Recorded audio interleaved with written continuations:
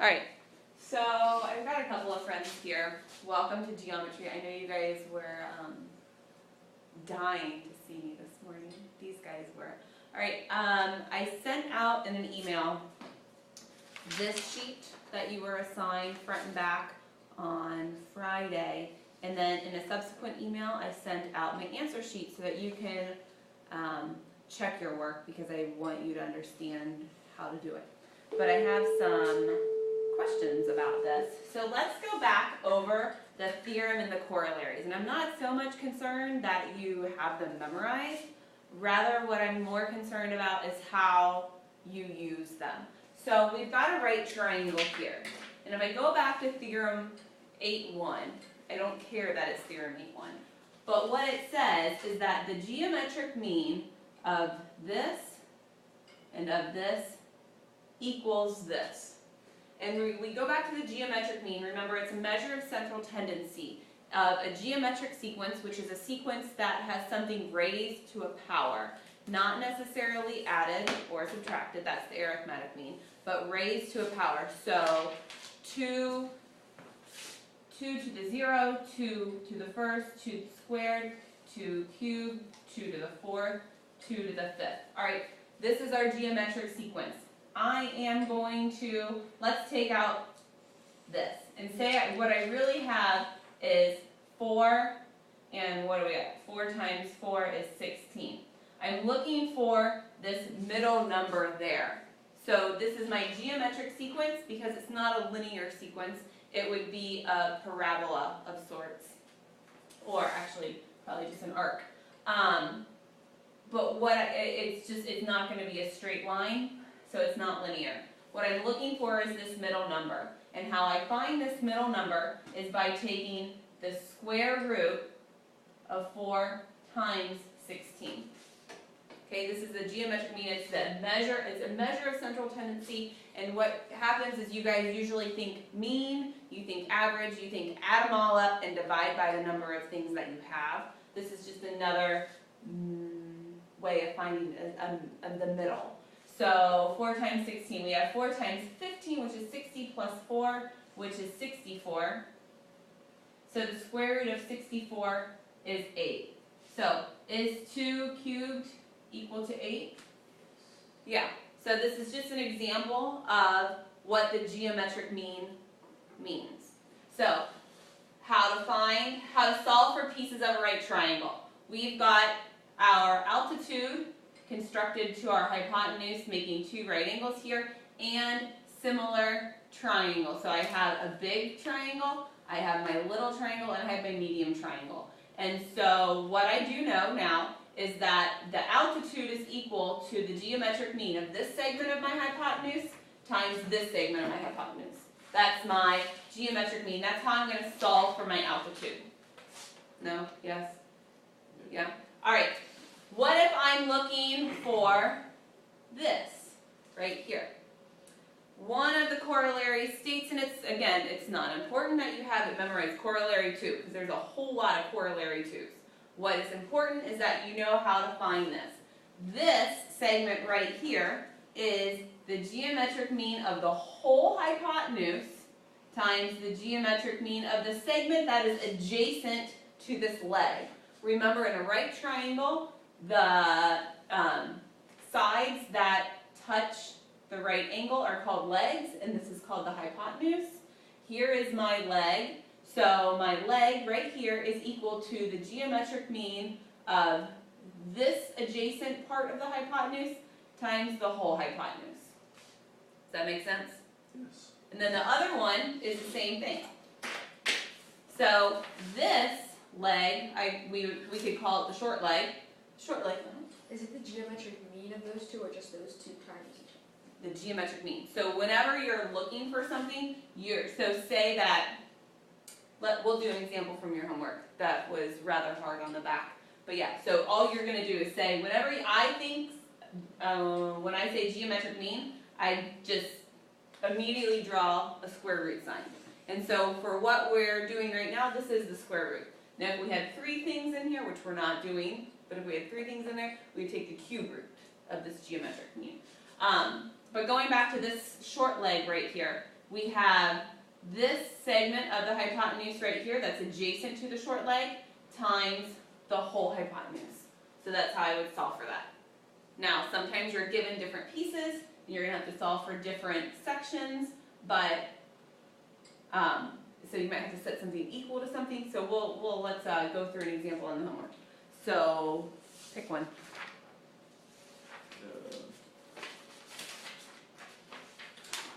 32. Alright. I'm going to just be able to work on this part of the board right here. Alright, so we're going to look at number 32 from your homework the other day.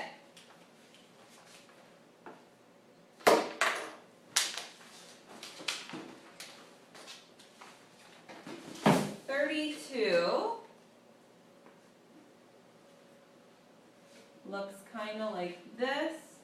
Here's my altitude. This is 9. This is 7.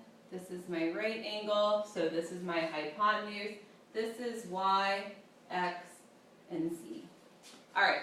So we are given parts of the hypotenuse that we need. So we're given everything we need. So where do we want to begin? Get the altitude. All right, so let's find the altitude. So x is equal to the geometric mean of what?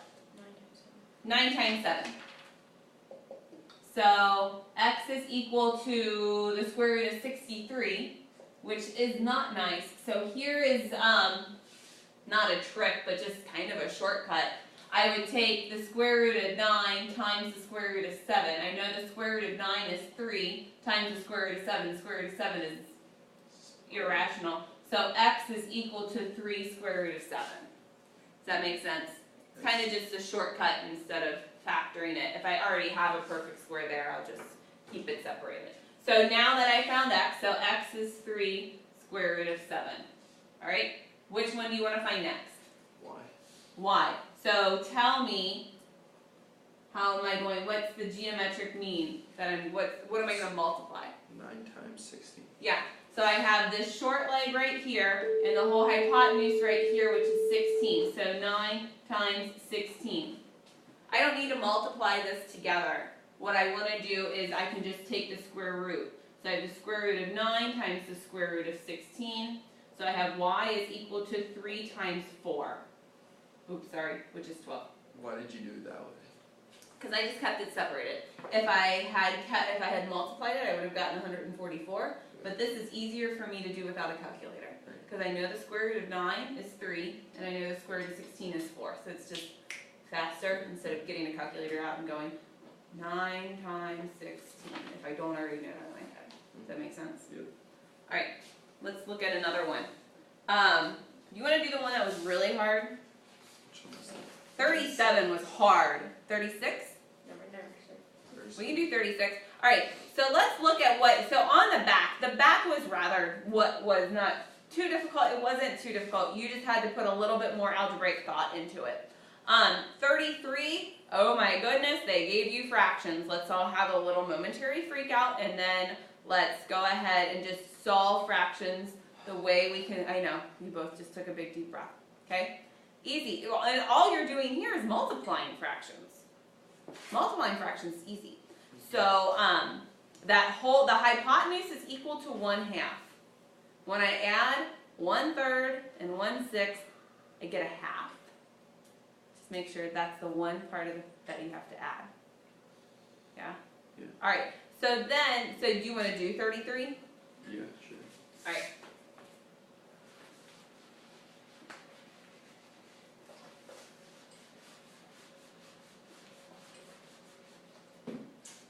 So we've got a right triangle.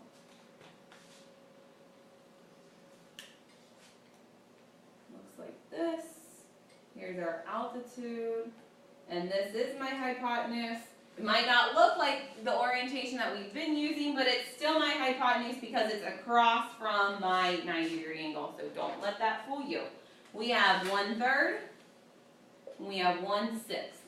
We have x, y, and z. This is absolutely no different than the other triangles that we have been working with, other than the fact that they have given you fractions as your side lengths.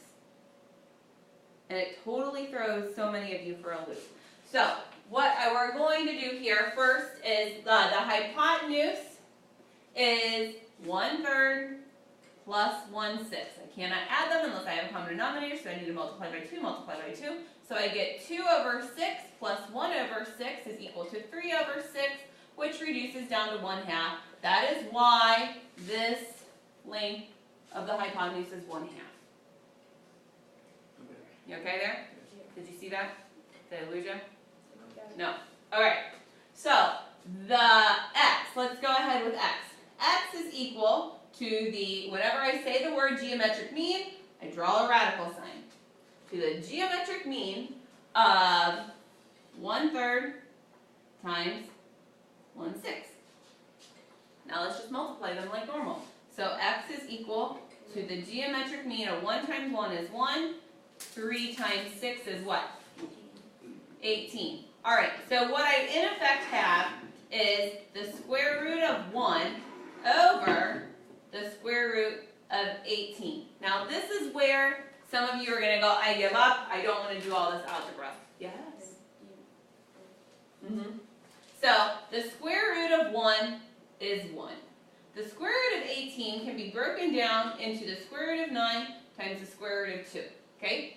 So I have 1 over 3, 9, square root of 9 is 3, times the square root of 2. Now I don't want a square root in my denominator, so I need to rationalize my denominator. So I need to multiply by 1, which in this case is going to be whatever what?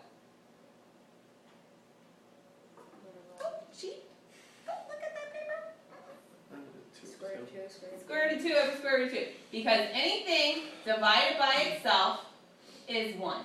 So the square root of 2 over the times the square root of 2 is just 2. Does that make sense? Because what it is in effect the square root of 2 squared, which equals 2, because these are inverse operations. Are we okay there? Don't say 2 times 2 is 4. We could also think of it as the square root of 2 times the square root of 2, which is equal to the square root of 4. Does it make sense? Either way you want to think of it, you get 2.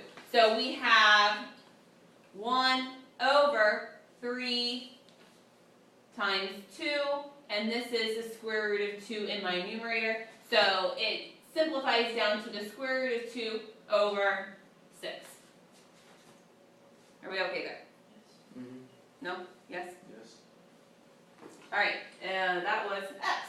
Let's go ahead and do, so let's go ahead and write that in there. And remember the square root of 2 is a number. It's located on our number line. What two whole numbers is the square root of 2 located in between? 1 and 2. You don't look convinced. 1 and 2. Because the square root of 1 is 1, the square root of 4 is 2, so somewhere the square root of 2 is going to be a little less than halfway between 1 and 2 on our number line.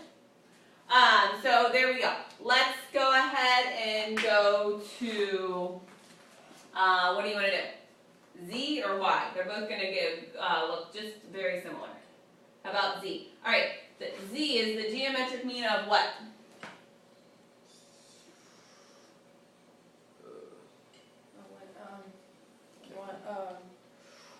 One third times 1/2. Yes. This segment times the whole hypotenuse. So 1/3 times 1/2. And let's go ahead and set up Y so we can compare the two. Y is the geometric mean of what? 1/6 times 1/2. Yeah, 1/6 times 1/2. So I have Z is equal to the square root of 1 over 6. Let's go ahead and break it down. So Z is equal to the square root of 1 over the square root of 6. Let's rationalize our denominator. Sorry. Missed a step. Which is equal to 1 over the square root of 6. Go ahead and now we'll rationalize. So this is 6. So I have square root of 6 over 6. Square root of 6 is a little more than 2. Little more than 2. And then I have 6 in my denominator. And y is equal to the square root of 1 over 12. So what I really in effect have is the square root of 1 over the square root of 12. Let's go ahead and break 12 down. What perfect square divides, low battery, what perfect square can I factor out of 12? Yeah, 4 and 3. So this is equal to 1 over the square root of 4 times the square root of 3. I think so.